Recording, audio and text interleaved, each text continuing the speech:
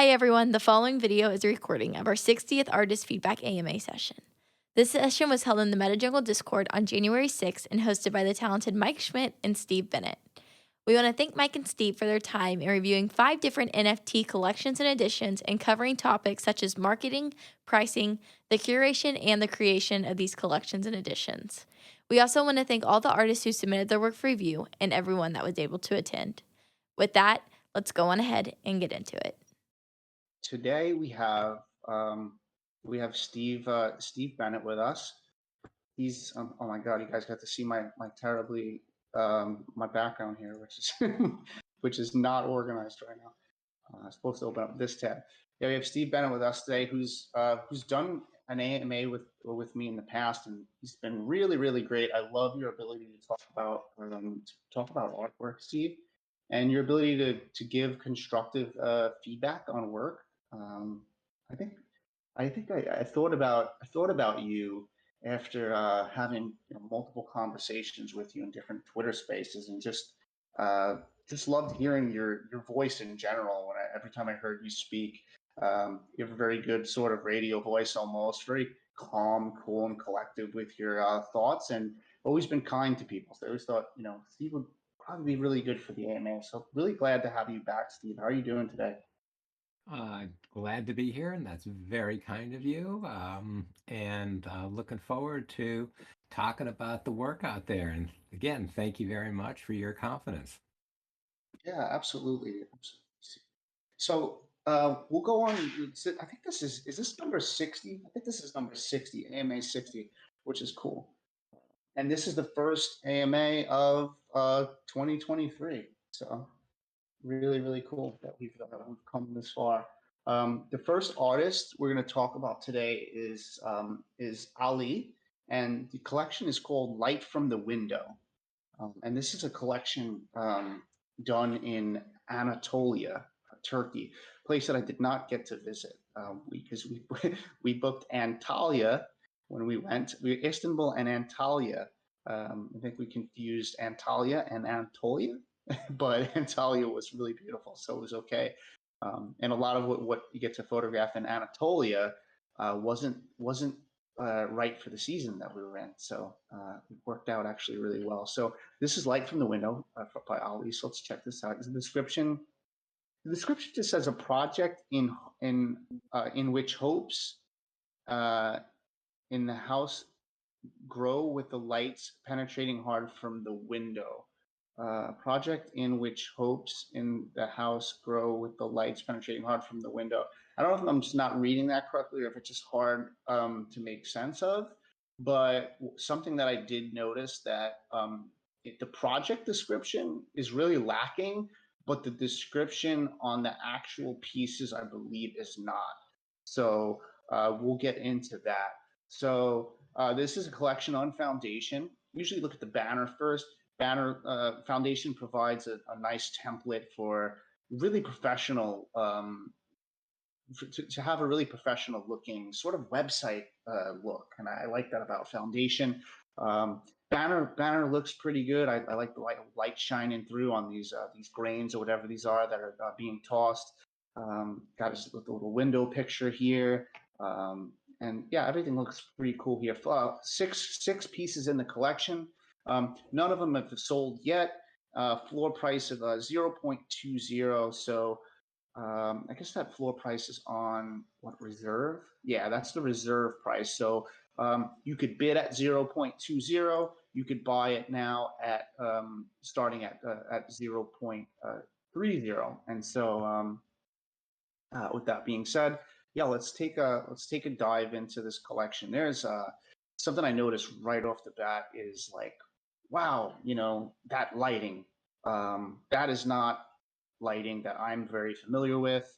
Living in New York City, I guess I'd have to be inside of a warehouse building or something where the light would be shining in. I still don't think it would shine like this. This is the type of lighting that I've seen in movies before, and I'm like, that's not real.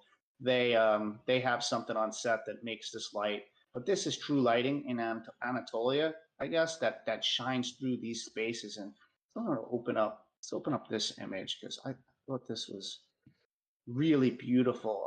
Sisters, And there's just like, look at the triangular composition here of the lighting coming from the window and just landing on this woman who's just like so beautifully dressed in these garments, and it looks like they're knitting here, and it creates this triangle from her to the knitting balls, to the fire, to her sister, back to the window, and your eye is just, this is just like an epic composition, in my opinion. I really, really love this beautiful, beautiful photograph.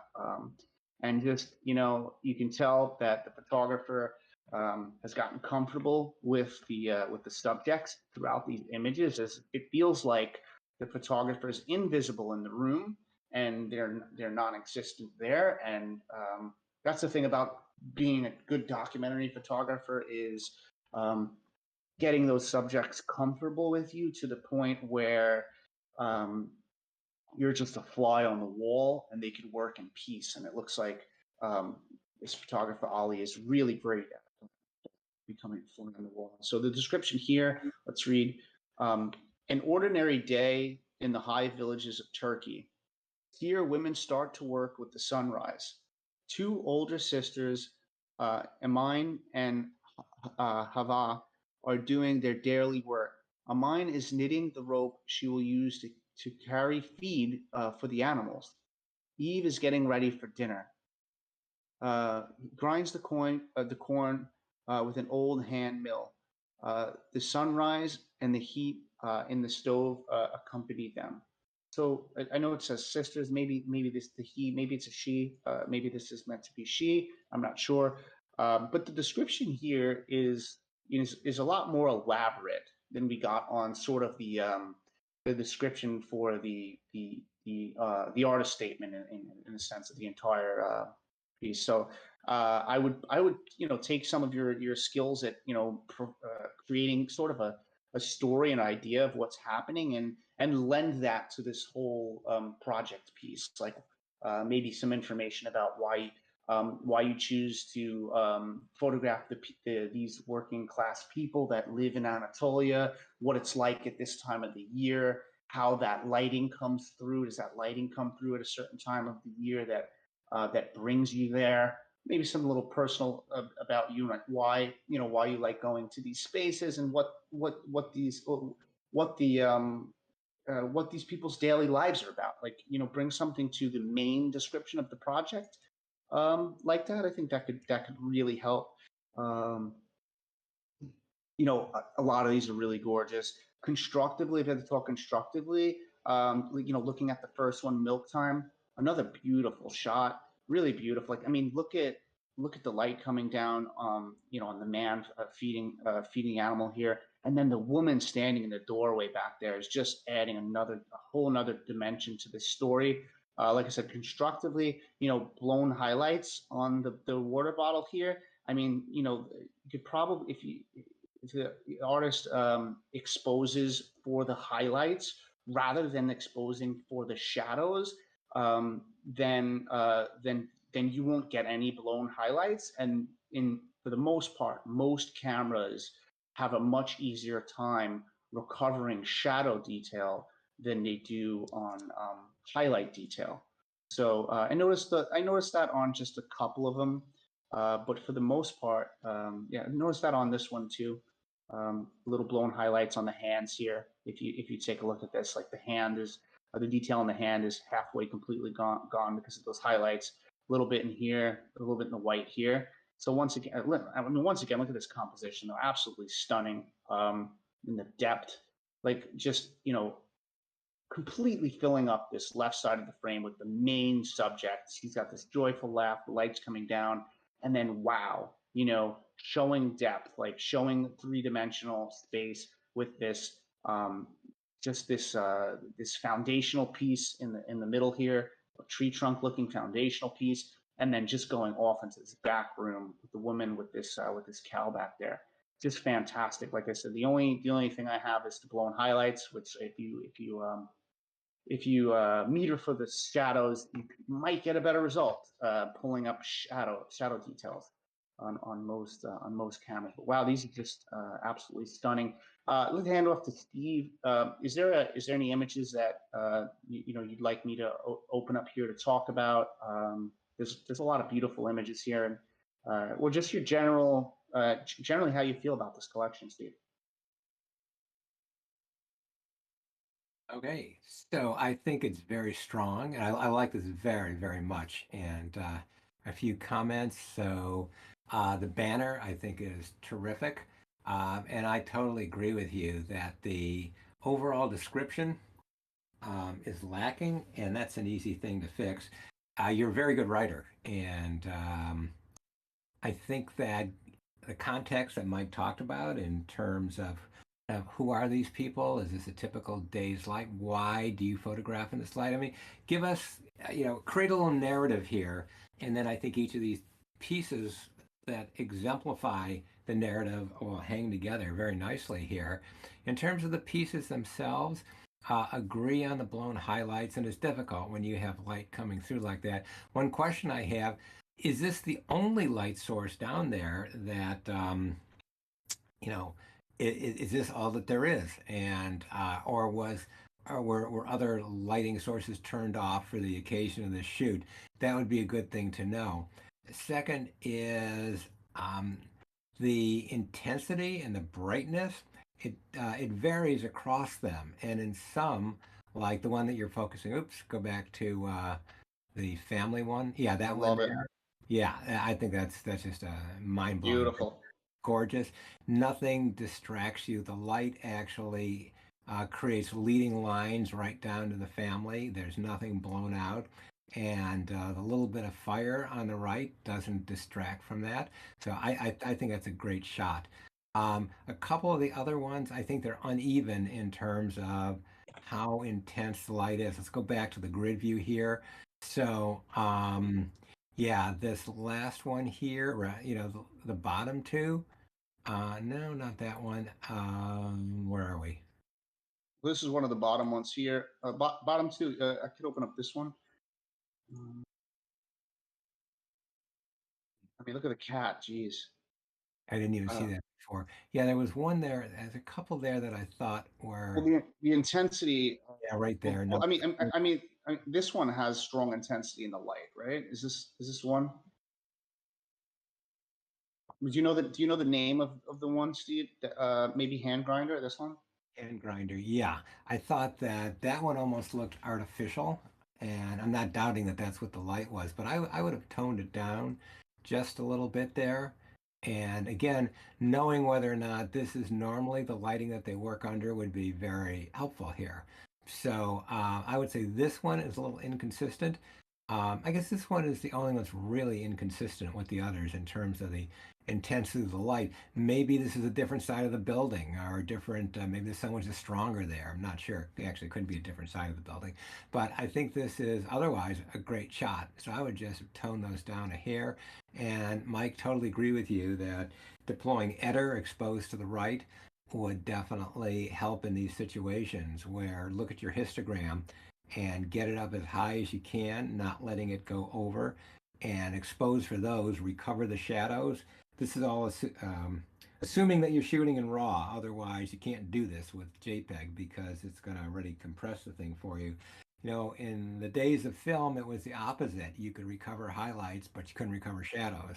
In the digital age, it's completely flipped around there. So I think these are lovely, and none of them are marred by that. I think that the one feeding the animal, that's the only one that really I would be bothered by the blown out Yeah. highlights. But I still think it's a fine photograph. But it would be, I think it'd be more compelling if your eye didn't immediately go to the jug, which is where it goes to. I think you want the eye to be led by the light to the man's face and the animal's face. The lighting on the animal is just fine. And that line along his leg there, okay, is a bit distracting as well there along his shin. But compositionally, I think these are all terrific. Yeah, really. The compositions are absolutely phenomenal. I mean, this is like looking at this one here, and just wow, like just the artist like truly really knows how to fill both sides of the frame And one thing I really noticed is that the main subject always gets a much larger portion of the frame, and then there's just a little story happening in the background. You know, it's just beautiful. I mean, and it's just this cat walking by too. It's just such a decisive moment. I mean, this decisive moment on three levels, right? The cat walking by, you know, the moment that she's in, where these grains or whatever this is falling through the bottom, and the decisive moment happening back here with the steam just perfectly rising, and the woman looking into the fire with the stick and the smoke rising behind. I mean, you know, this great photography. Beautiful, beautiful work. Hold on to the one with the red, looks like a cushion. Yeah.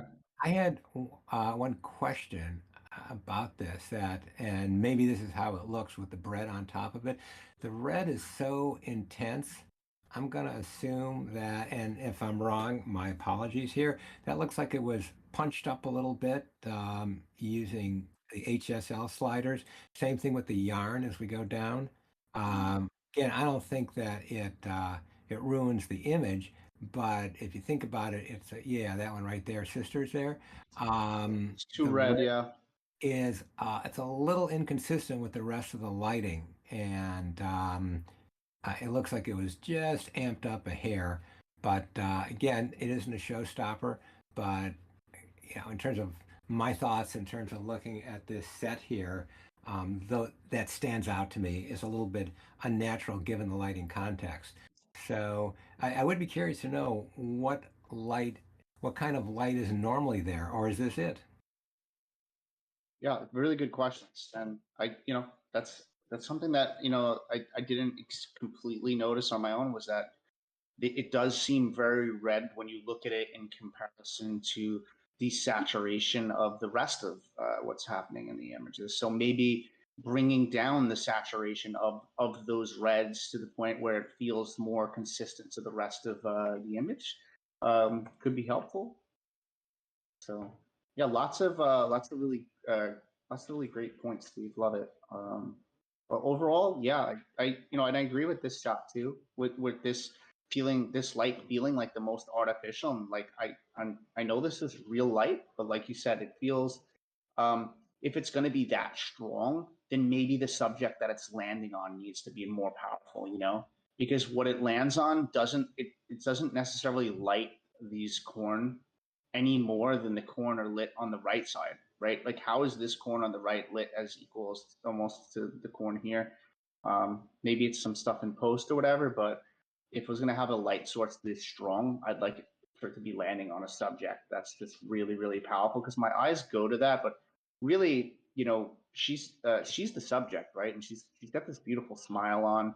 She's dropping these beads into here, or whatever this is, and I think this is the subject here, and it's almost, it takes away where the other light sources land in a way that's just Well, they really, really, look at this, you know. They look natural too. This almost looks like it's an LED, it's a set of LED lamps. I know it wasn't in front of the window, that one. And simply bringing the highlights down in either in Camera Raw or in Lightroom, which is the same thing. Basically, just knocking those highlights down a hair would take that um, almost technical edge off it, I think. Anyhow, that's just my thoughts on it, but it's otherwise, I think it's a fine photograph. Absolutely. And so the artist asks, let's see, should I upload more photos to this collection so I can sell, or should I move on to another project? Um, I don't know why you would upload any more photos to this. I mean, you have some really gorgeous photos in here. There's not a single photo in here that I would pull. If I was going to pull a photo, it would be Hand Grinder. It's just a little inconsistent to the rest of them, but I would definitely not. I would not upload more photos to the collection. I don't think uploading more photos to collection means that you're gonna make sales. I think people think sometimes that, or artists think sometimes that, like, adding more and giving people more options is gonna get them a sale, because they're gonna find one that they like. I think there's enough here to find one that someone's gonna really, really like and kind of be blown away by. There's some really beautiful ones here. So I wouldn't add more work to that. Should I move on to another project?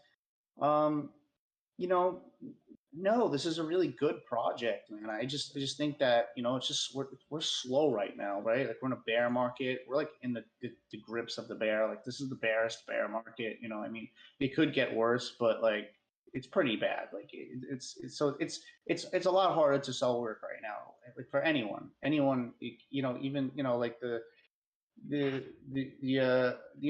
most accomplished photographers in the space right now, you don't see selling that many pieces. So I wouldn't think that you have to jump to another collection. I would just keep telling the story of your journey as a photographer, telling the story about these these people who are these working class people in Anatolia. Like tell the story of some of these pieces. Post a picture on Twitter. Give a little story about it. On the next slide, on the next tweet, post a link to the collection. I let people know that let people know that it's available. If you could talk about it in spaces, that would be really cool. And no, I wouldn't jump to another project. I'd keep focus on this project. These are really, really great documentary shots. Steve, anything to add to that? No, I agree with you. I think that if you were to say do another one from the series and perhaps put it up on Sloika as an edition, at a low price edition, you'll probably sell some. However, you'll, I think, cannibalize these, and the chances of selling these at the higher price is part of as these one-on-ones. You might be ultimately hurting yourself. So you might do another project related to Anatolia and maybe do that one as additions, but I wouldn't just do more of the same here. Absolutely. And I mean, for a reserve price being 0.20 for someone to put in a bid, I mean, I think this is a beautiful piece for 0.20. That person could potentially win that bid, which is in this market likely that they could win that at 0.2. So I love the prices. The prices are that I think they're really fair. This quality of work. And yeah, so another question. Let's see. Just the other thing they just said was just waiting for your advice.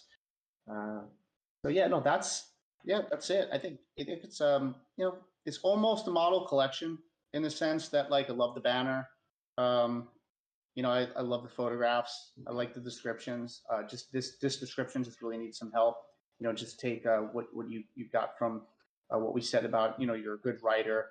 Some of the descriptions in these images are really good. So just bring that to life in the main description part here. And with that being said, I don't have anything else on this collection. I think it's really, really well done. If you're cool with moving on to the next collection, Steve, I'll move on to the next collection. Oh, let's do it. Sweet. Next collection, guys, is Snow on the Galata Bridge, and this is by Halleck. And this is another Turkey collection, and I didn't side by side them on purpose, but I realized afterwards. But this one's Istanbul. So Snow on Galata Bridge. You see, there's 7 items created in December. So just created very recently, maybe a month ago or less. They got their royalties 10%. Good to see, because I know there's royalty issues happening. And so let's take a look. So floor price 0.08, very cheap on a price for a one of one. Hasn't been any activity. Let's see the description. It seldom snows much to Istanbul. So in Istanbul, right? So like a little grammatical thing. In Istanbul, when it snows, the city becomes a whole new beauty. In this collection, I shared the human condition of this rare snowy moment on the Galata Bridge. So just one other little thing. I share the human conditions of these rare snowy moments on the Galata Bridge. So I understand there's a language barrier, but just those little things you can fix in there. It's not. I don't think that you have to have like a huge artist statement. This opens up a little idea to it. Could always add in here like a little bit about yourself and who you are as a photographer and stuff. And you could build upon this a little bit too. I think that could be helpful. One thing I noticed, no links. Like this is something that always kind of irks me. Is there's no links. If at all, Twitter as the bridge, right? The bridge to NFTs. So I would definitely have my Twitter link. It would be good to have your Instagram link, right? Because sometimes I look at body collection, and I think to myself, well, let me see what else this artists have, and I go to their Instagram or their website even, and then I can give advice on wow, because as artists we don't always see what what some of our potential is, or what some of our best work might be, or what we could pull from our Instagram or our website to create a collection from, or what might be missing in this collection that I could pull from your Instagram and say, hey, maybe consider this. So, a biggest takeaway just from looking at this here, I mean, it would be please add some links to your artwork so that collectors could find your art and they could find your Twitter, and so that we know you're a real person, et cetera, et cetera. The banner's pretty good. A lot of times you see these super low res banners. I don't think this is completely high resolution, but it's definitely not like low resolution. So banner looks pretty good. Let's take a look down into the collection now. There's there's one, two, three, four, five. We said 7 pieces. 7 pieces, and they're all snow on the Galata bridge, and they're all the same price. Oh no, one of them's a bit more, 0.120. The rest is 0.008. Let's cool thing that you can use these different tools here to look at them in a different way. I actually like this is cool. This first little tool here, you can see how many days ago these were listed. And then the one on the end, I like for just viewing, because it takes away all the other nonsense that we don't want to see, like prices last sold for, floor prices, and all that stuff. So you can just kind of look at it in a nice visual representation of the work itself. So a couple of the images that I'm drawn to just with my eyes right off the bat, like I like some of the simpler images here. Now, this image first comes to mind to me here. There's something really peaceful about this one. I love all the snow atop of this man's cart where he's selling items, and his kind of stance with the chin down. It gets cold. We put our chin down and we kind of get into our jacket there. It looks pretty freezing. You can see the snow coming down in this image. It's a beautiful image of solitude. Description: a street vendor waiting for a buyer in heavy snow. Yeah, I mean, it is a bit literal. Like you're kind of telling us, I, you know, I I could surmise that myself from just looking at this. So I don't know if you can, if you can go in and maybe add a little bit more to the description in here. Then also on the description you can add licensing and stuff like that, right? There's no licensing that's missing. You have in the properties. It's good to see properties, artist name, edition 1 of 1, dimensions. This is nice. Once again, missing the license in the properties area. I think license is an important thing, whether or not you're giving commercial, editorial, or both of those licenses. I think it's going to be more and more important as NFTs grow and more people come into this space and are looking to use these images that they buy in virtual galleries, or maybe they want to use it for advertising and you want to give away advertising rights or whatever it might be. I may want to use it for blogs and stuff. That you might want to have that stuff written in here as part of the license. But definitely like this image. Weight, I don't know. I'm on the fence about the title. It's maybe waiting. Maybe waiting is a better one. He's waiting for customers in that cold weather. Another one that I was drawn to was this walk in the snow. And once again, I guess it's the simplicity of the image. It's more minimal. There's not so many distracting elements. I love the amount of snow that's getting gathered on these umbrellas. It's just wild to see. I don't even see that much snow gathering in New York. I guess it snows a lot here in Istanbul. And I just love out in the faint distance. There's you can see these beautiful mosque. I'm not sure. I don't want to say the wrong one, but it's one of these. It's one of these famous mosques. I'm sure it looks absolutely beautiful and out in the fog there.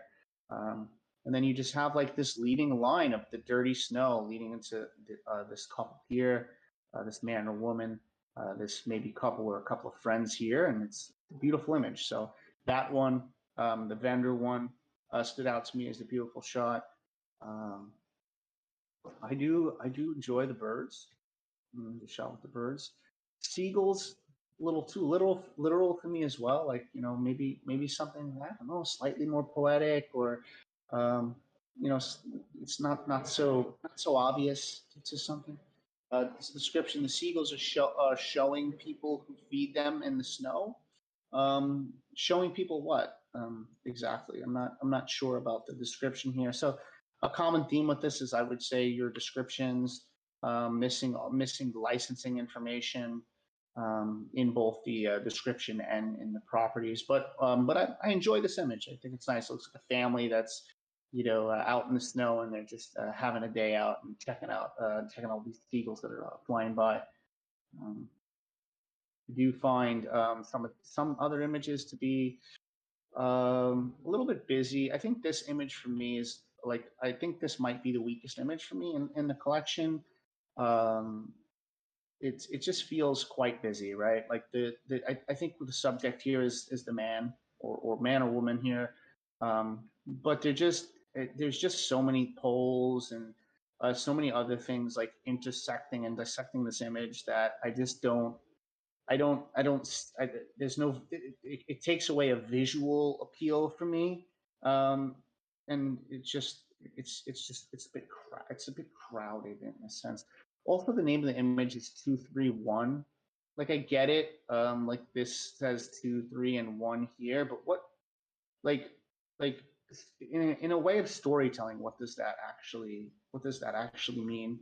Um, a passenger trying to get on a ferry from the pier on a very snowy day. Once again, kind of just feeding us information that's just, you know, really visible. And so, like, maybe getting with someone who like one of your friends that writes really well, and kind of talking to them about like what this image is about, and what these images are about, and how they make you feel, and then having someone sort of help you with that within the statement.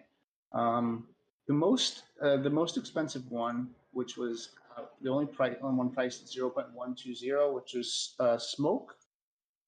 Um, Interesting shot, but really the only, OpenSea's having an issue with opening. Really, the only shot that's like is like sort of like a really close up within the in the collection. I do like that you could feel movement in this. There's snow coming off. It would be nice if we could see the kind of like the light from the lighter. This is a tough shot to take, right? The guy's probably walking right at you. Um, but for me, overall in the collection, the ones that are my favorite, just two that are really my favorite here. This one, wait. I love the simpler moments. This one, walk in the snow. Let's take a look at Fisherman. Fisherman's an interesting shot. I would have stepped back a little bit here. I don't like how this pole is cut off at the top. That bothers me a little bit. For some reason my eye goes to that. I'd love to see that light, especially if the light has a little bit of, if it's lit and has a little bit of illumination. That'd have been nice. I would have stepped back a little bit. Maybe would have. I might have even stepped to the left a little bit too, and got the fishermen, a little bit more about them, and yeah. But other than that, so Steve, looking at this, what are the images that stood out to you? Do you have any thoughts about anything that I said about the collection? I guess we can move after that. Well, I was going to say move on to questions, but there's no specific questions here, so just would love to hear from you on this one, Steve. Sure. And I think you raised all great points there. Let's start off with the overall description here. Snow on the Galata Bridge.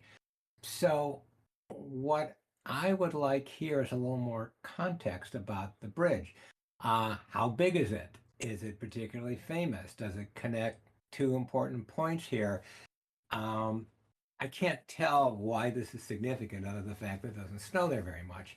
And also, looking at some of the pictures, it's hard to tell how wide this bridge is. The one with the boat and the birds, I'm not quite sure. That's the boat passing by along the river, but how far back does this go? Anyhow, just little things like how long was it? Is it? How wide is it? Maybe when it was built. Why is it significant? And make the story as much about the bridge as the fact that it's snowing there. And you can do this pretty easily with just a few sentences there. And then these become a little more special, and not just the fact that you've got some nice snow scenes. And there are a few that are really good here, I think very, very good. But it would create some nice context in terms of things that Mike said. Mentioned the walk in the snow with the umbrella. I think that's a fantastic shot, and that's absolutely my favorite. Why I like this one so much is that there's a lot of reasons, okay? I like the fact that you caught the walkers under the umbrella kind of in mid-step there, a little flex in the knee. There's two leading lines here. There's the arc of the bridge, but then there's the snow. And what's interesting is that leading lines take you into a picture, but these people are walking out of the picture. And I think that the tension is really terrific. I like this a lot, and I think that a slightly more creative name would probably be useful here too. I mean, there's only so much you can say about these because they all have the same context. And if you were to flesh it out a little bit about the bridge being special, then each of these will become more special. I think this is a terrific photo. The one where Mike could comment on with the fishing poles. Mm-hmm. I agree. I think I mean, I think this is a really interesting picture, and it does bother me that the what is that, a street light? And That's again, us. Yeah, lamppost, street light. Yeah, street light. they're on a bridge. Is the other side of the bridge on the other side of those power towers there? Again, I'm not sure what I'm looking at here.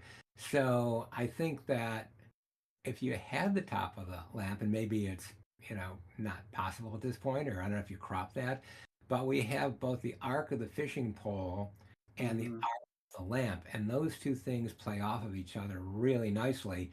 And it's a little bit marred by the fact that we have a complete fishing pole, but we don't have a complete lamp. Okay, I don't think it's a showstopper, but I think that would have made this thing stronger.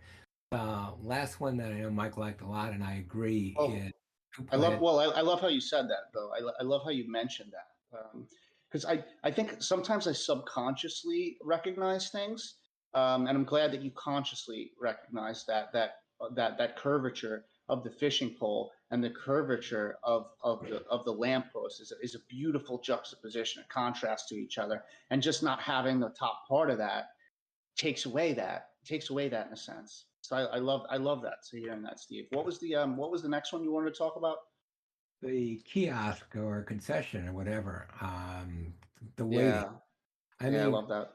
is he waiting to get his food? Is he waiting for the person to get back? Compositionally, I think this and the umbrella one are your two strongest ones here. I'm a rule of thirds junkie, and it's a good place to start, anyways. And this is really good, rule of thirds wise. I think it just, we've got that snow-colored umbrella, which I think is more important than the guy there, at least for me, because again, it's part of the context. It doesn't snow here. So I don't think you have to get down to what did he order and how much was it, but are these concession stands on the bridge? Are there a lot of them? Are there only one? Again, not knowing the dimensions of this thing, we don't have any context. Is this something where normally this guy would be doing a brisk business? And what kind of things do they sell? Maybe he's stopping for a coffee, hot chocolate, or beer, whatever. Anyway, I think it's a beautiful image, and the description, a lack of it, doesn't mar it, but it would certainly add to it. Yeah, I love how you talk about how he could add that description, like those points surrounding, like how many of these vendors are there, or do these vendors pack up and leave when it snows like this? And is this one of the only guys out there with this vendor right now? Like, that's really interesting information for me in a description. And I like that you brought that up. So perfect. Absolutely perfect. Do you have any other ones here specifically? I agree with you on the 123, 231. It's there's a lot going on here, and I'm not sure what I'm supposed to take away from this here. And again, not knowing anything about the bridge, is it dotted with these entry points to ferries? I mean, it sounds like this bridge is fairly substantial, and moreover, it's a bridge over what? Is it a river?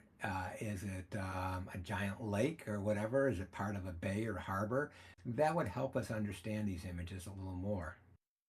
Yeah, and you know what? I just realized that the man is wearing a mask, and oh no, that's not a mask. It's a brim of his hat. He's actually walking onto the boat left here.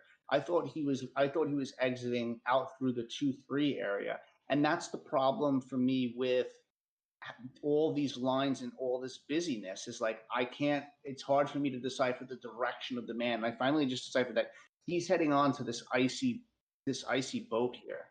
Um, but I think, the shot might have been even better if, the man was caught in the middle here and not caught, or if the man was even on the boat looking out this way or something. But when he gets stuck between all of these poles, it becomes very busy and confusing as to what I'm supposed to make of it. And I think that's the biggest point here is compositionally, there's a lot of busy things happening. It's the strongest images, I believe, in this are those minimal moments, like walk in the snow and wait.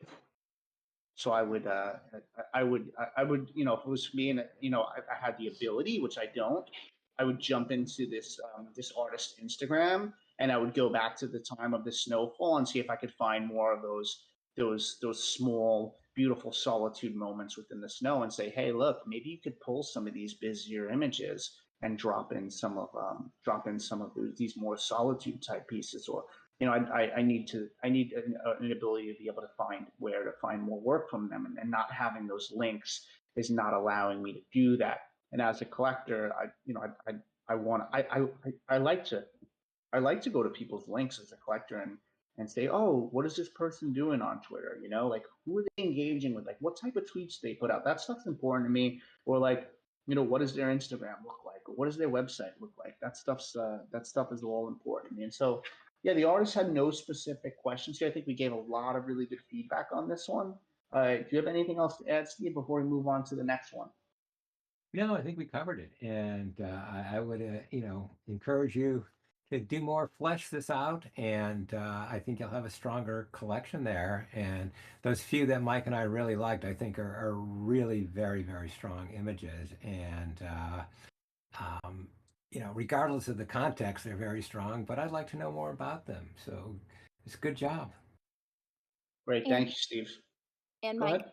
sorry, Mike and Steve, before you guys move on, we actually did have a question from our Twitter listeners too.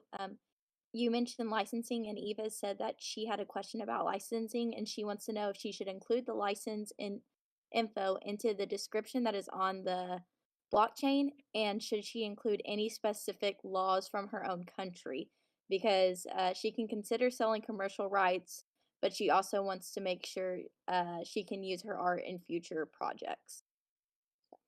I mean, I mean, it's gonna differentiate for different people, right? So if like her country has specific types of restrictions or something to that nature, then I would suggest giving as much information in the licensing that you could. I mean, you could definitely go like to my Lost in Transit project, and you can copy my licensing and edit it to the favorability of your own project. Like take what there is from my commercial and editorial licensing, and just edit it in a way that fits what works for you as an artist, how much you want to give away, and what also works legally within the boundaries of your own country. So I would suggest having the license written in the description area, as well as also having in the properties. And so, like, look at location. For instance, this would say licensing, and we'd look at Istanbul, Turkey. This would say commercial / editorial, or it would just say commercial, or it would just say editorial. But then I would definitely have it written in the description the full details about that licensing. And Steve, I don't know if I answered that as best as I could to my knowledge. I don't know if you have anything to add to that. I don't. That's one area where I'm particularly weak in, and I wouldn't want to spread ignorance. Sure, I kind of feel the same way. I mean, I don't have, yeah, I know what I want to be able to give with my licensing, but as far as licensing in other countries and what that entails, I would go by your own country's laws and add what's needed into that, to the licensing there. And if they have another question, I'm very sure to answer that as well, Jaden. Yeah, she said, thank you for the response. I couldn't find the artist name and project he was suggesting to look at for licensing examples, so I'm going to tag it in there for her as Oh well. yeah, it's just my own project, Lost in Transit. You can just go in there and you can copy and paste my licensing, but just edit it to suit your country's laws. That's perfectly fine. Mm-hmm. Thanks, Mike. No problem. Cool. I think we'll move on to the next collection here. Next collection we have is I Love New York, and this is by Kirit. And you know Kirit, Steve, right? Kirit's always in a lot of spaces. He's great, great community member, community builder. Absolutely. Love Kirit. Cool. So let's dive into I Love New York by Kirit. Is he here? I wonder if he's here. No, but I'm sure he'll listen to the recording because I'm going to send it to him. So first off, Sloika. I always love a collection from Sloika. It's just the layouts are so beautiful. Before you could submit your work in, Sloika takes a look at it. The Sloika team has a curative, I don't know if that's a word, curative view of what they're looking at before they accept it. And so I'm sure they say, hey, fix a couple of these things or whatever. But it just shows photography so beautifully and allows us to move through the images with the arrow keys on our keyboard. It's perfect for photography. It really, really is. So I always love doing an AMA with a Sloika collection. And so the banner here, beautiful. I love Kirit's work. I think it's really fantastic. One of the key things Kirit said in here is I think he said roast me. So love to hear the feedback on all the pictures. Roast me. What else can I do to make better? So I'm gonna try to roast him. It's gonna be hard because I really love the work. But so anyway, I want to read the artist statement because I think that Kirit's artist statement is a model artist statement here. I loved reading it before. It's really, really well done. So how I see New York. I see New York as a work of art, as a muse, as a source of inspiration, as a symbol and reminder of hope. I'm a New Yorker. I'm a husband. I'm a father that has a day job unrelated to my passion for photography. I have responsibilities to many, and after I am done with completing my tasks, I have small windows of time to actually do photography. It's hard for me to plan out there in advance. I have to take photos with the limited time that's given to me and hope for the best. I stay in New York not because it's easy, but because even with all of its difficulties, it has many opportunities. And I believe on any given day, when I wake up to go to work in New York, this could be my day. This could be the day I capture something special. A concrete jungle where dreams are made of. Every corner has a story to narrate. Every street is like chapters of a book. Here, sometimes you feel lost in the high-speed life. You lose track of time, but eventually you'll find yourself. New York is not just a city with opportunities, it's an experience, an emotion. As a photographer, I I'm on a lifelong quest to capture the essence of New York City. This city's given me more than just a livelihood. I feel alive when wandering through the corners of New York. It's helped me discover my passion and potential. My photographs represent my unique perspective of New York. It has allowed me to capture and savor these memories for a lifetime. I put my best in my work, but I still feel there's more to this city that is not yet captured. My quest continues, and I'm forever grateful. I love New York. So, geez, really beautifully written, right? Gives us a glimpse into what Kirit's life is like, right? He's a husband, father. He works hard, a job that has nothing to do with his passion. He has limited time. He loves New York, even though New York is a difficult place, it provides many opportunities, right? So just a wonderful artist statement. And I just, it really makes you say, wow, I want to look at the work now. I want to look at the work now. Twitter link, Instagram link, great. We can look at that stuff if we want. So let's scroll down. We got 5 images here. So let's look. If you look at them all together, pretty cohesive, right? It's about New York. We've got some iconic places here. We have the Chrysler Building, right? We have One World Trade. We have Flatiron. We have the Statue of Liberty, and we have the Empire State Building. And I like how he did this, because it's not like he has the One World Trade appearing 3 or 4 times in here. He's actually went to different iconic spaces and created images from there. So they're really, really beautiful pieces. I mean, I think my favorite piece in this is actually the Rainbow Liberty. Just gorgeous. Clarity, the detail, the colors. I mean, he almost made the Statue of Liberty New York scene feel cyberpunk in a way. Like it's I don't know if it's editing or whatnot, but it's definitely a truly remarkable image of the Statue of Liberty, sandwiched by the Empire State Building, and then do you know the name of this building, Steve?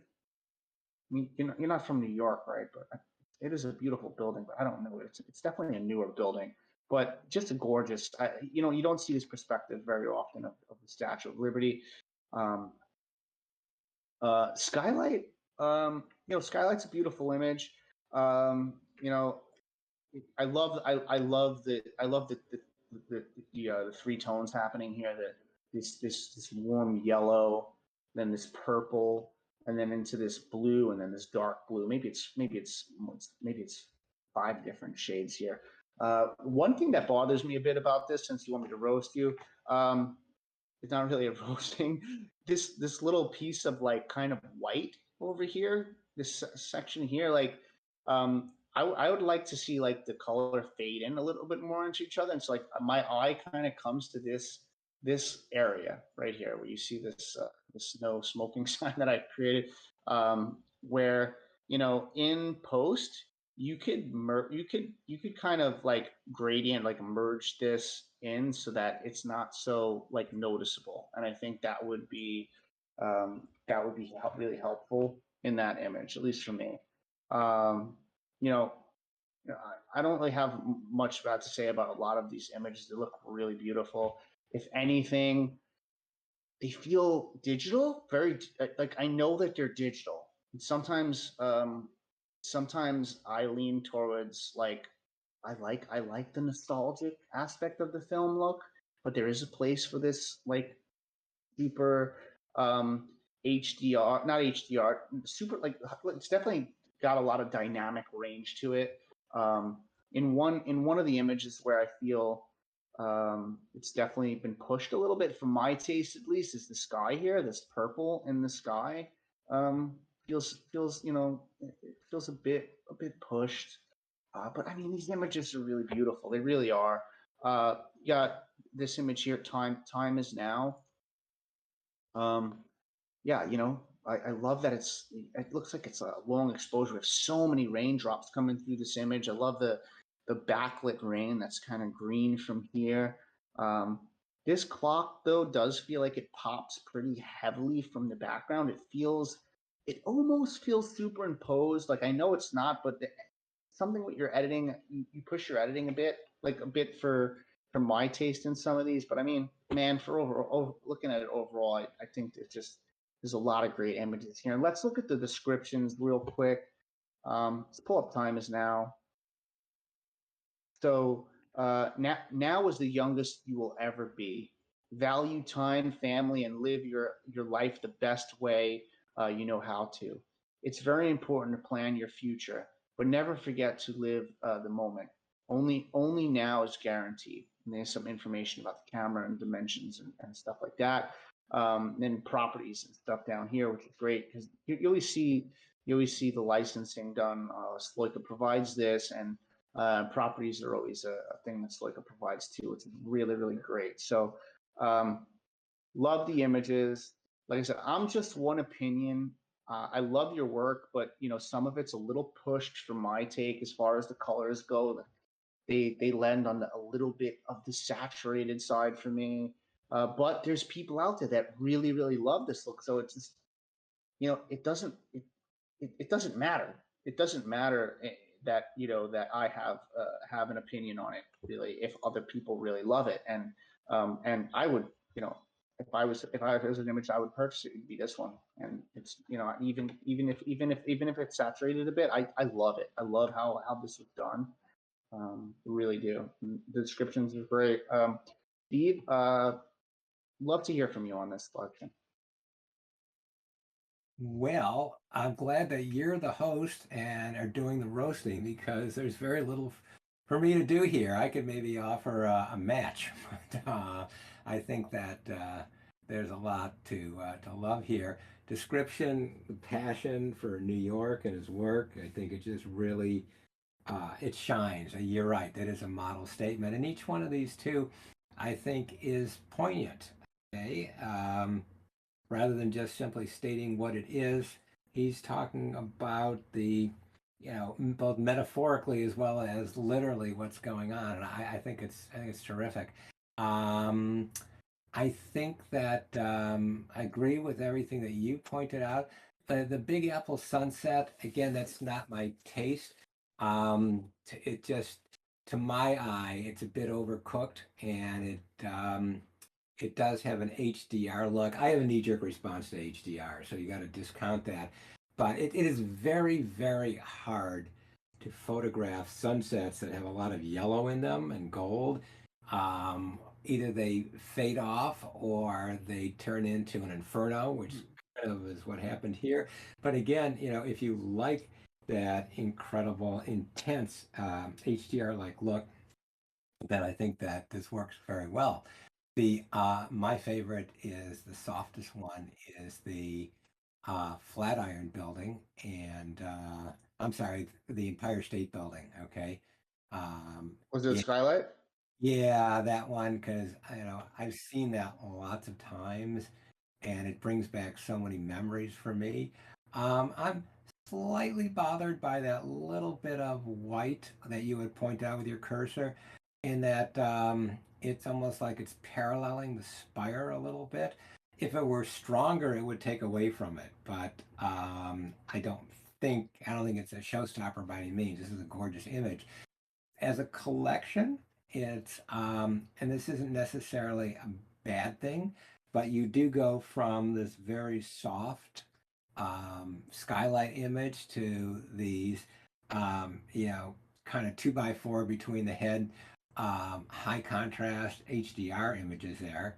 And again, maybe this is a good idea in that people with different tastes can pick up different things.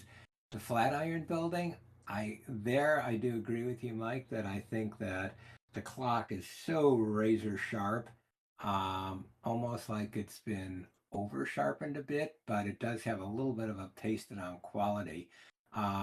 So that's not to say that this isn't a lovely image. The Flatiron has been shot about 10, 20, 30 gazillion times, and they all look the same. This is a really interesting interpretation. Unique one. Pardon me? I said it's a unique take on it. Oh yeah, it almost looks like a painting, you know? I think it's beautiful. It almost has like a yeah, it has kind of a ghostly quality about it. It's beautiful. I think it's the long exposure that because you could see it down here by the. I think I don't think it's a super long exposure, but it's long enough to get these streaks of the rain. So I think that's partially to it. And like speaking to like the high dynamic range, high dynamic HDR, high dynamic range aspect. So what you get with HDR um, is hyper realism almost, right? It gives you this very very crispy, high detail throughout, sort of surreal. So what you gain with that, you actually lose in nostalgia.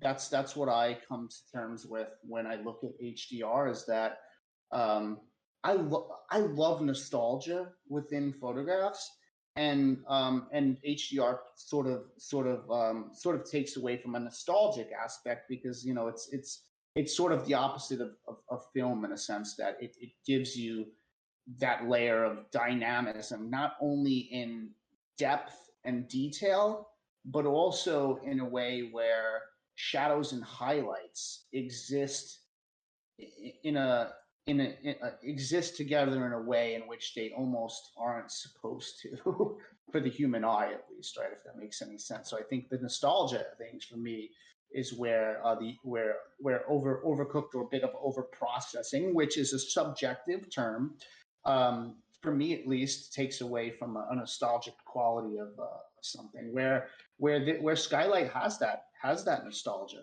to it, because it's not nearly it's not nearly over processed in any way. But like you said, maybe having a mix of these type gives different collectors the ability to pick and choose what they would buy. Like I said, for me, I'd probably buy Rainbow Liberty first and Skylight second. That would be like my choices. And I think you said your favorite here is Skylight, right? So, but I'm sure there's someone out there that would take Big Apple Sunset. It's just that everybody's quite different. I think they're all gorgeous, and I identify with all these two because the D850 with the 2470 is my go-to. Always start there, and I think it just people knock Nikon a lot that they haven't kept up and blah blah blah. This just shows, what that lens can do and what that sensor can do too. So I think these are beautiful. And by the way, in terms of the properties on Sloika, yeah, in terms of the rights, that's part of a drop down, and that's all baked in there. But the properties, one of the great things about Sloika, and the many great things about Sloika, and I'm not just saying this because Pam is here, is that you create your own properties. You don't have to have any properties. You tailor the properties to whatever you want. You just put in a label and put in the value, and you can have a gaggle of them too. So these properties that we're talking about, cityscape, that's genre. You don't have to have genre. Location, it could be anything that you want there. So basically, other than your name and the edition number and the rights, you pick and choose whatever you want those categories and values to be. Yeah, absolutely. And thanks for being here, Pam. Like I said, I don't praise the Sloika collections because Pam's here either. Because when she's not here, I plays them all the time too. Because like I mean, I could literally, and I haven't even been doing this because I'm so used to Foundation, but I could literally just go like this, and we can go through the next photos. We can put dark mode, open this up. I mean, look at it now. I mean, I think dark mode really just made this image pop and gave a lot to it. So I do think there's a lot to be said about how awesome Sloika is, especially with navigating photographs, like, and not having to exit out, click back in, which is what I've actually been doing this whole time. And I'm sorry that I've been doing that. I'm so used to OpenSea and Foundation and Super Rare and all these other actually all of these other platforms, Object, where I have to do that. So yeah, so it's really cool. I hope we roasted him enough. He wanted to be roasted. It's pretty hard when the work is as good. It's almost a model collection, if not is a model collection. So let me see. Did you have any other questions? No, just wanted to be roasted. That's it. Cool. Thanks, Kira. It's always fun. But beautiful work. Let's look at pricing. 0.4545. Everything's 4 or 5 across the board.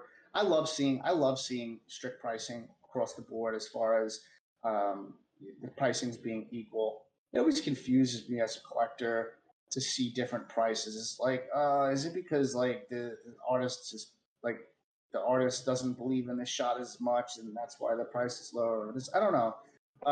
People have different opinions to this, but there's also something to be said about like maybe if they're not worth the same amount, maybe you haven't shot the next shot yet that's meant to be worth that much. Like kind of holding yourself to a standard that they should all be great, so they should all be worth 0.45. I think that's a great price for these images. I think they're great images. So, anything else, Steve, on this one? No, I think that we both struggled to roast him a little bit, but if anything, this was it was a very warm set of comments here because it is so strong. And yeah, I think that kudos to Carrot and hope this moves. Absolutely. And so, yeah, guys in the audience, if you like any of the projects we're talking about today, which I'm sure you do, they're really great. Put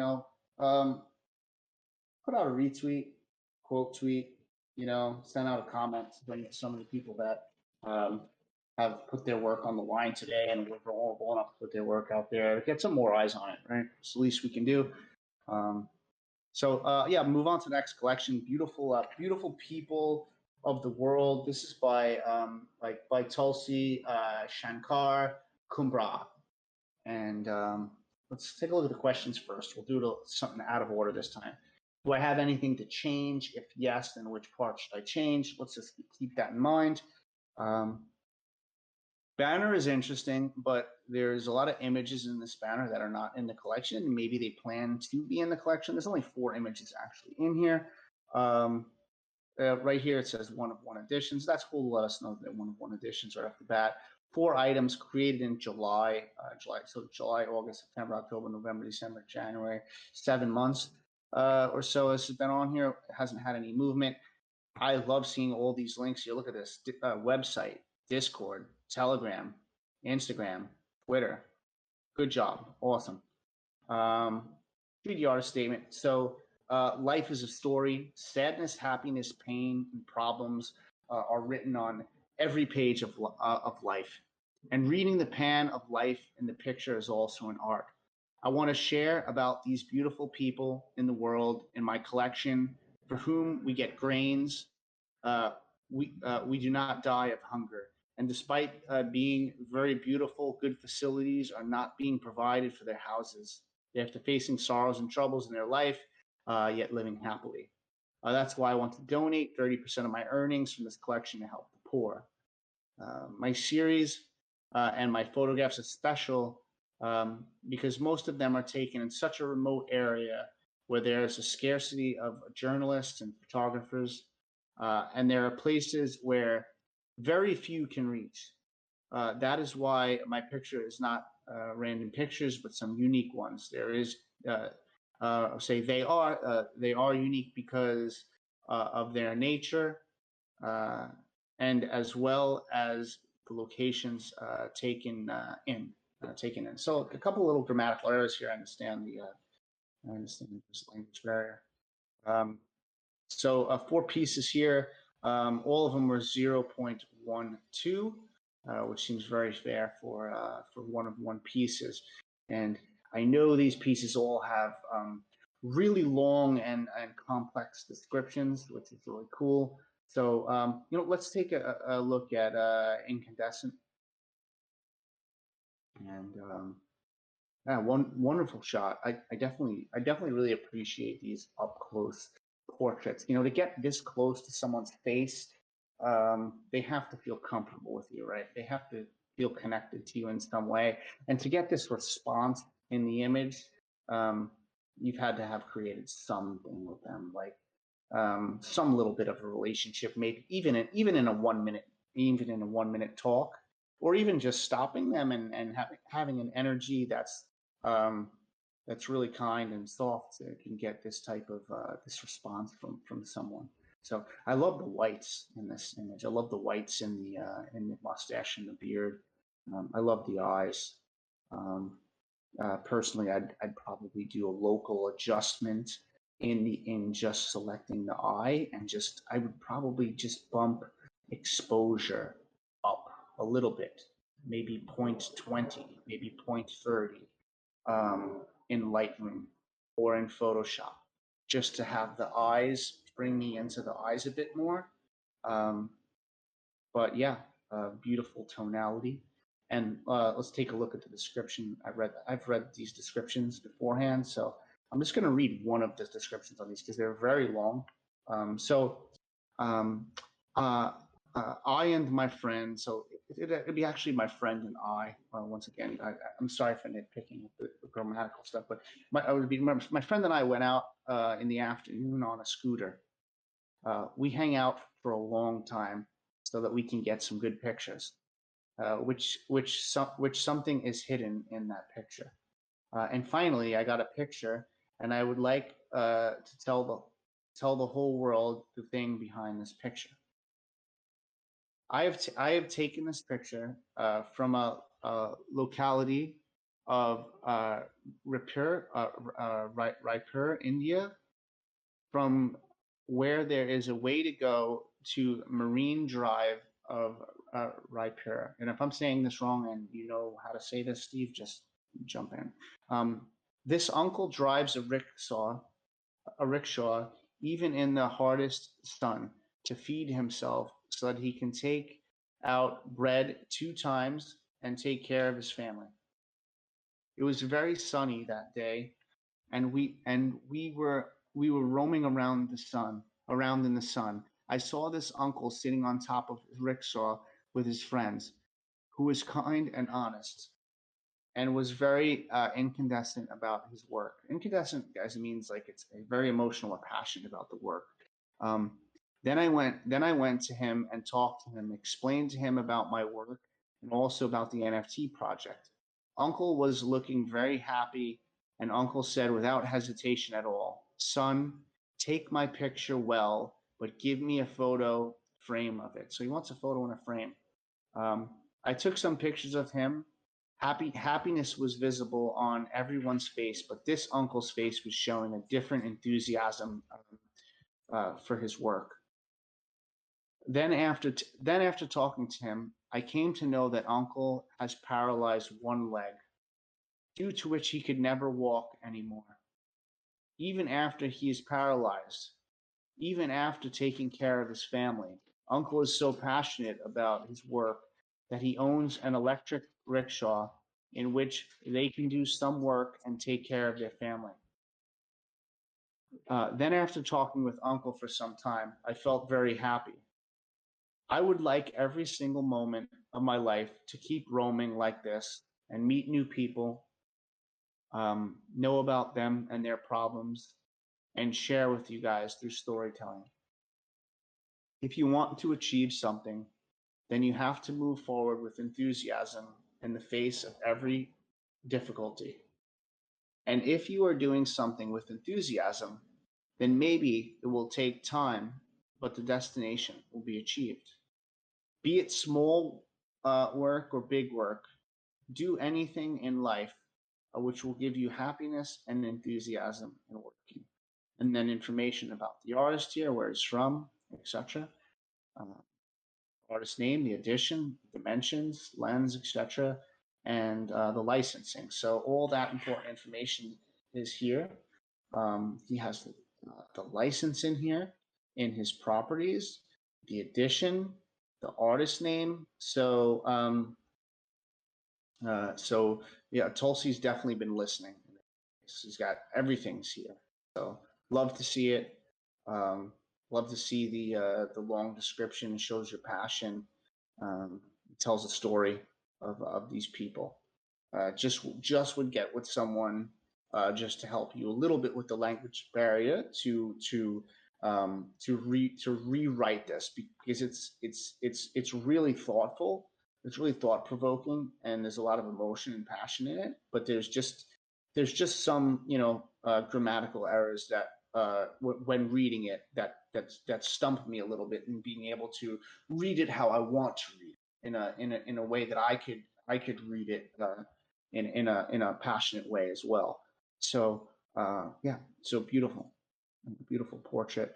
My favorite in the bunch, as far as portrait goes, is Payne shows the way of life, and I just I just really can see. I feel like I can really see into this man, and a lot of it has to do with his expression, the soul through his eyes, and how these eyes are lit. Like if you look at the difference between how these eyes are lit and how the other eyes are lit that I said you could bring up in post, it's never going to be like this, because this is lit with real lighting to make that.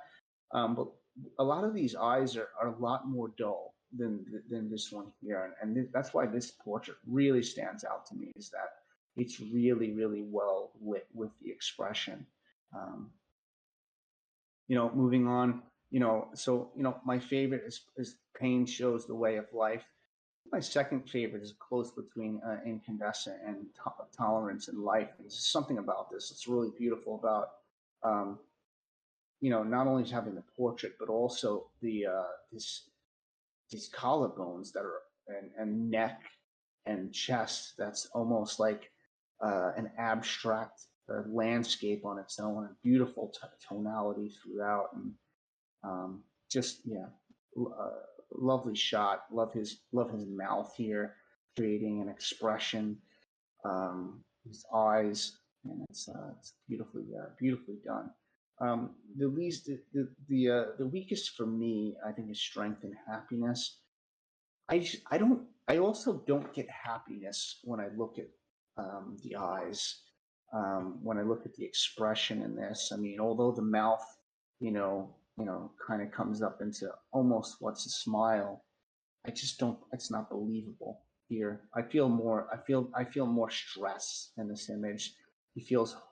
He looks hard lived, hard worked, and that's what I get more from this image. And I wish that the lighting was a bit more consistent to the lighting in Payne shows the way of life throughout the images. If you can consistently get this light and the power of in these portraits, I think you can just take them to the next level. Now, that being said, Steve, how do you feel about the collection? Anything I said that you agree with, disagree with, or anything that you have to add? Oh, I think it's a great collection, very strong.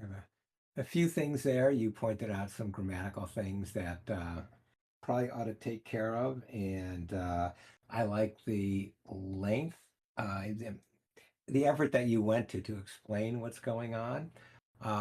Couple things here, and that is with consistency across the connection.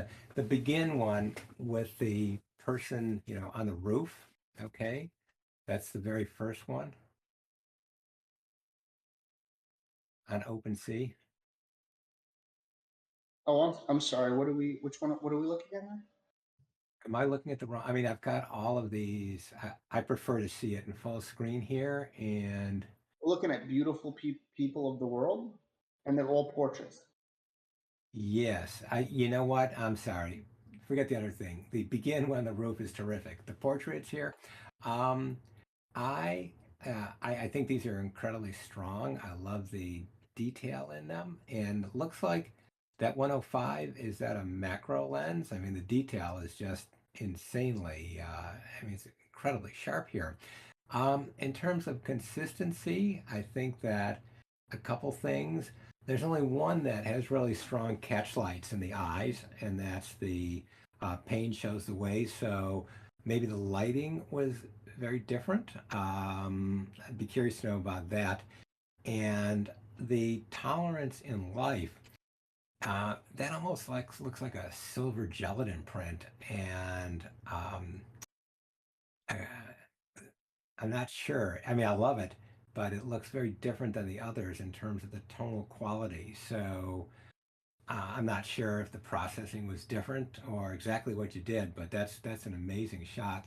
Agree with you on incandescent that the subject's left eye is fairly hard to see, and the eyes in general could have been enhanced just a tad there. The detail in the beard is just remarkable here. And I don't share the same thoughts that you had about strength and happiness. I see a smile in there that, to me, yeah, there's a lot of weathered years, but it's almost, to me, my takeaway from this is that, despite the years, or maybe because of the years, there's a certain sense of contentment here. Maybe I'm wrong, but I do see, I I think mean, you're right, actually. When I reopened it from afar, I kind of looking at it from far away, he does look happiest of all these images. So I love to hear it. very strong. And I follow Tulsi on Instagram and follow his work on Twitter. So I think that these are all great examples of what he can do. Yeah, absolutely. And Tulsi's questions were there's some in the beginning here, I think. Yeah, do I have anything to change? If yes, what part should I change? I think the pricing is good. I think the consistency is good. Um, you know, I would work with someone on helping with the writing a little bit, with the grammar and the writing. Just because like it's it it's really beautifully said, but it's not perfectly written, so it's hard to read it in a beautiful way.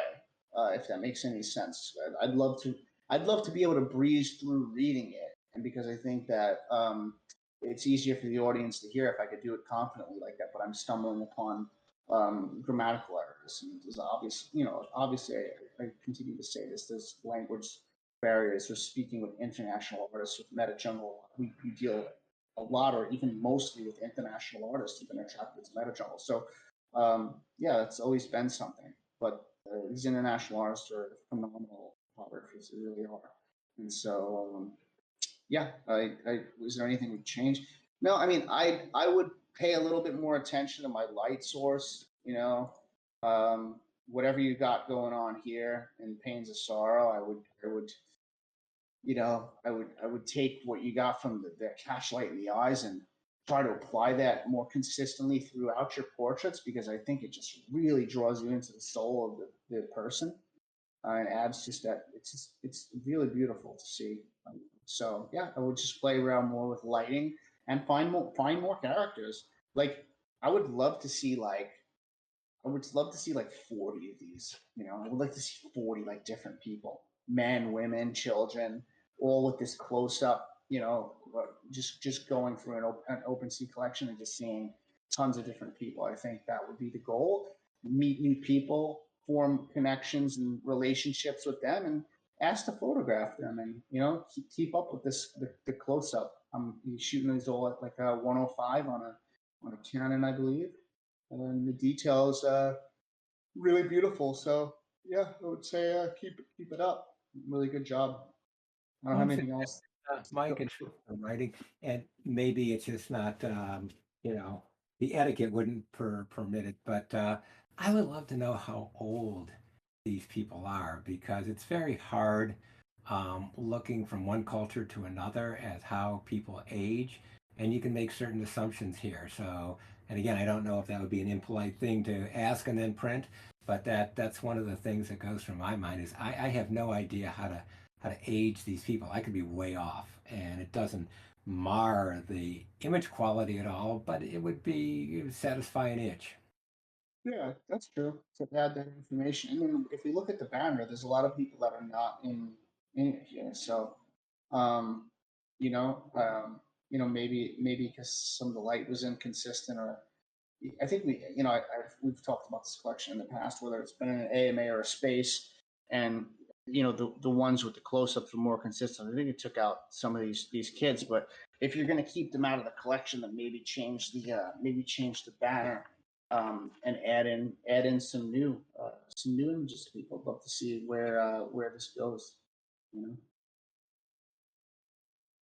That being said, I think we can move on to the last and final artist.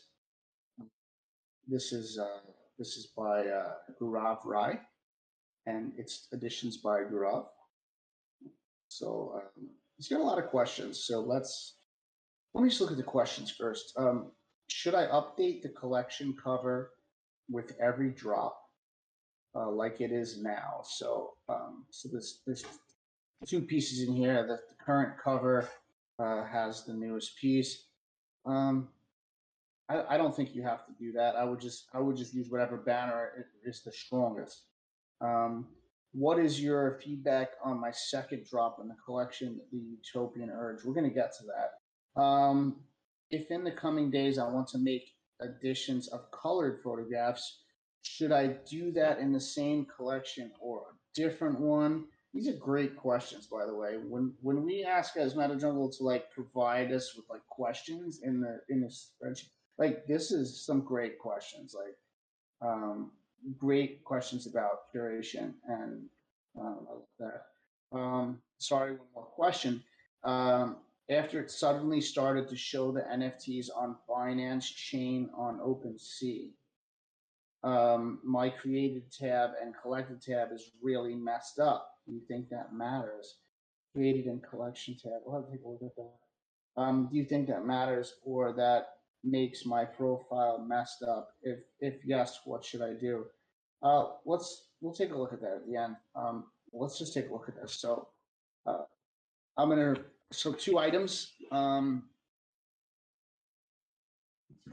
artist statement is mostly about like the achievements of the artist, right? So, it's always good to have that, but like I would always have that second to the story. So, and there is no artist statement on the story here. So it just says additions by Gaurav Rai, multi-genre, multi-award-winning published photographer from West Bengal, India. Gaurav's work has been appreciated by various photography organizations. It's also worked as official photographer on various documentation projects for government of India, from which a coffee table book was published. He has won gold and silver medal in PSA salons, and was published in Othello, India's first black and white magazine. Collection consists of editions only. So I think collectors are more interested in knowing about the story and about the story of you or about the story of the images than they are about the awards and stuff. I mean, unless the sole purpose of a collector is to say, oh, this guy has these awards, his work is going to be worth something in the future or something. But I mean, I don't know. As far as awards go, I think it's always should be secondary, from my opinion, secondary to the artist's statement and an emotive statement from you about what the work is about and why this work. So I would have that, and then I would have this written second. So there's two items in here. These are additions. So, and the additions are priced differently. I don't know that I would do that. Like, I don't. Well, I'll just say I wouldn't do that. With my editions, I always price my editions, if they're in a collection of editions, the same, because it affects your floor price. Then your floor price is always the lowest edition price. So you went from your first edition was 0.060. Let's just call it 0.06. And it sold out. The 10 of them sold out. And now this one is 0.01. So why add a new image in that's valued 6 times less, 5 times less? Like, what does that say exactly? I mean, how many editions are there? 15. So there's only 5 more editions, more than this one that sold out at 10. But you lowered the price by 5x, but you didn't add 5 times the amount of editions. So I don't know if that tells me that you think the market is really weak right now, and because it was weak when you sold these. If it's so, the market is so weak now that you had to lower your prices by 5x, or are you telling me that this image is 5 times weaker than the morning ballad? So you got to think that, like, as a collector, I'm coming in here and I have to think these things because, like, I'm looking at such a substantial price difference. And I'll say this, I'm going to be completely honest. The morning ballad is just a much stronger photograph for me. And I like, I love the juxtaposition and separation of this dark silhouetted strong tree that's dissected by this beautiful little bird on a branch that could be any kind of bird. It could be, I don't know, it could be, I don't want to sound, I don't know bird photography. It could be a crow, whatever it could be. It's beautiful in black and white, and it has this mystery to it. And then on the opposite side, you have a man or woman, whatever, a figure of a human being with a bike looking out in the opposite direction of the bird. And it's almost like two creatures, two sentient beings on two different paths. And it's a story of the two of them. It's beautiful. And then you have this life being in the middle of this tree. Love this image, and I no wonder it sold out. And you sold them at 82 USD, which is 0.65, and now you're jumping to 22 USD at 15, and two of them have sold. And I think you asked in here, what do we think about Utopian Earth? Feedback on it. It's similar in regards to, like, obviously it's black and white. The tonality is similar. You have a figure on one side of the tree and then figures on the other side of the tree. It just doesn't tell the same. It just doesn't tell the story that the other one does to me. It's not visually as appealing. The composition isn't as visually as appealing as the other image to me. I personally wouldn't have dropped in this second edition at such a low cost and a higher edition size. It's just I would it's, while they're very different, they're also a bit similar. There's something about, like, being cohesive but not exactly having the same kind of concept that is actually, to me, a weaker concept than the first. A tree splitting two. I would have went for something that maybe didn't have to do with a tree, but spoke to the same kind of solitude aspect and had the same black and white and tonality. That's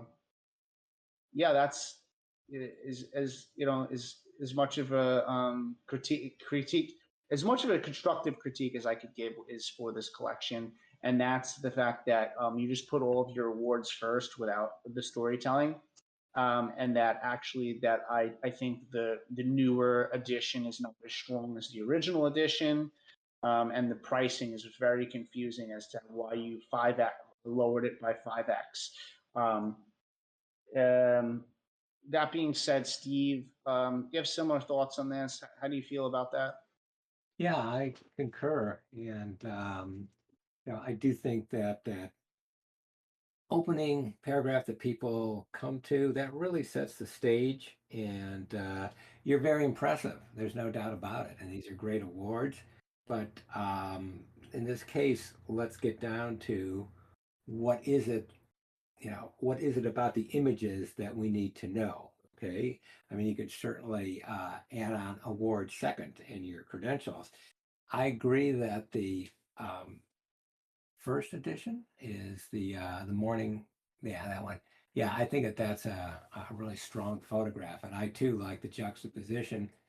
I like the fact too that they're roughly the bird's head is just a tad lower than the human's head, and the human will propel forward on the ground, and the bird is slightly pointed up and will take off into the sky.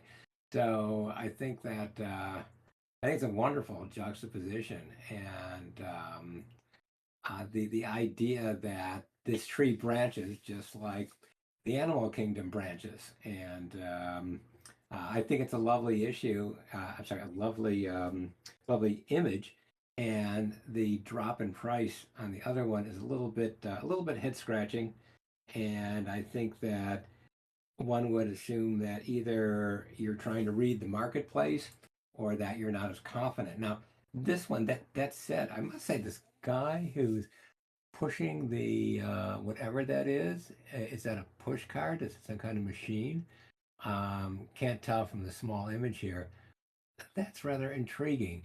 And now, if in fact those other people hadn't been there, I don't know if this is just an open field or a park or whatever. I think this would have been a more intriguing image in that it's like, what is he doing out there? We have a sense that with other people out there, maybe this is some kind of a public place. But anyhow, I do think I agree with Mike that the other image is definitely your stronger. Yeah, I don't think this is not a strong image. I definitely enjoyed the image. I mean, clearly this photographer knows composition and how to create an image. It's just that the juxtaposition created by the first one really told a story, right? Whereas I'm not sure what this man's story has anything to do with their story, right? And so, like, if I just put like my thumb over the image, thumb over those people, which you can't see, um, the image might actually be stronger with just him. And you know, like you said, and maybe if he was even past the tree, maybe if he was where they were and there were no them, it's even a stronger image. I think it's just, I mean, probably the materials that he has. It looks like a rake up here, and then maybe I don't just carrying around some materials to keep the litter off the land, or to just rake leaves and stuff like that. But yeah, it's the biggest thing for me. It asked for feedback. Yeah, it's the price. The price drop is really strange, and it like you said, it begs to ask the two different questions. Do you not value this image nearly as much as the first edition? And if that's the case, then why drop it as an edition? You know, why not wait until you have an image that you value as much as this one, or close enough to not have to price it 5x below, um, and just stay patient, right? Hey, Mike. Someone, hey, what's up? Oh, go ahead, Gaurav. Hi, Gaurav.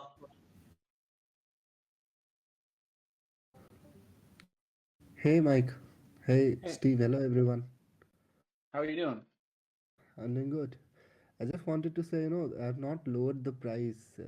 It's showing 0.065 is the price it was. It is listed in secondary. No. The utopian urge is zero point No, the zero previous one. 0.01. The previous one. The previous one. It was sold I, for 0.015 actually. oh, this is the secondary price, Yeah, yeah, 0.065. yeah. Exactly. Ah, okay. That's a mistake on our part for not looking at Thank this. you. So okay, so 0.015. Okay. All right. That makes sense then, because it says it right here too, 0.015. Okay, so you're the people who bought it are valuing at 0.065, which makes sense because I think the image should be valued higher. I think that even 0.01 175 is you're asking 22 USD, 15, it's closer to prices that people use on Object and Tezos, whereas I think you can get a little bit more on the Ethereum platform because of the transaction costs and stuff. And it's just Ethereum platform is a more secure platform than Tezos. I hate to say it, but it's just the truth. You could charge more for it there. But yeah, I mean, so then without the pricing thing, because we'll take that back then, because that's something that we did miss. Um, you know, uh, I would have probably added an addition into here that wasn't in such a similar fashion to the first one, if that makes any sense, right? Like maybe black and white, yeah, but maybe a completely different scene. Like while, because in a way it's just similar in that the scene has a tree and the tree, dissects down the middle, subjects on each side. So, but I do think the morning ballad is a stronger piece. Do you personally think the morning ballad is a stronger piece, or as the artist, or are you more partial to a utopian urge? Well, I think to me, Morning Ballad is my favorite.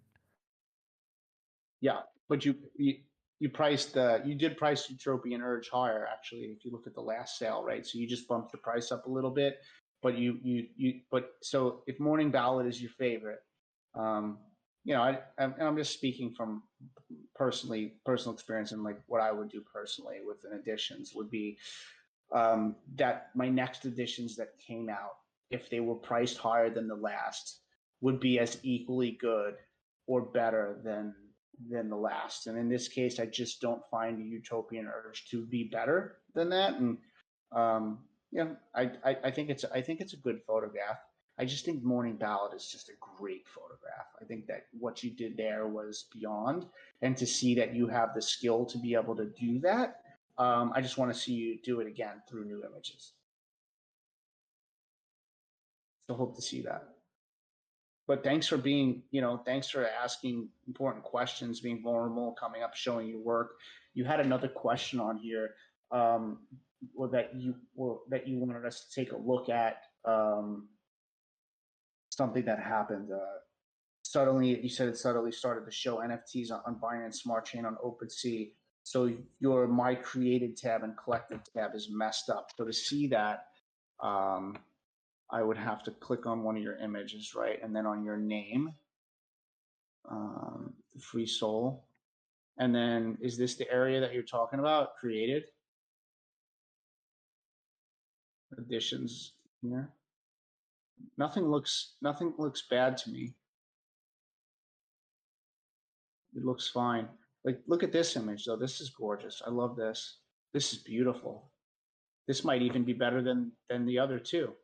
And that's what I mean by, just curating in a way that, you have a lot of solid images here. But I don't know what you meant by that. Everything looks fine on your on here. I don't see any. I don't see any like double ups or tie overs from